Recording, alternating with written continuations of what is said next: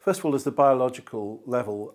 Nobody's ever, in my training, in all my medical practice, say being qualified for more than 30 years, nobody has ever told me that it was wrong to use pronouns according to biological sex. This is just the way we use them, and it seems normal, it seems natural, it seems important to do that. That's biological. We don't, when a child's born, say, oh, well, it's got male genitalia, but we don't know what sex it is yet. I don't think parents would put up with that. I hope parents wouldn't put up with that. So there's the biological, but there's also the, there's the integrity of the medical profession. That what we're being asked to do now is so contrary to sound reason.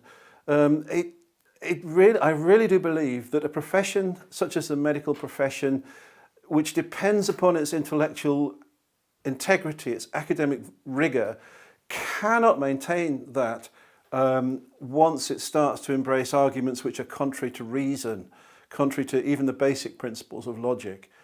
So big has this become that you can't just compartmentalise it to one part of medicine. So I can illustrate that in the following way. In 1967, when the Abortion Act came in, many Christian doctors moved to areas of medicine where they wouldn't be affected by that.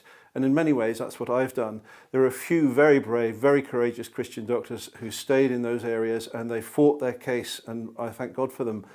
But in this situation, there will be nowhere in any branch of medicine for doctors or nurses or anybody else, nowhere in any branch of medicine, and that's just medicine, not the other professions, where you can run from this. Either we are going to have to go along with this crazy way of thinking, or we're going to have to get out. And that's what concerns me, the medical profession's integrity. As a profession, we rely on our integrity. And we rely on our academic rigour and integrity. We don't rely on popular movements for what we do. And the third is ethical. It's quite simply dishonest to use pronouns in that way.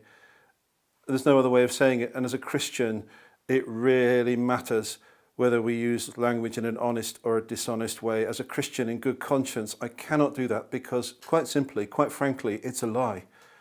And God, the Bible tells us, hates lying lips.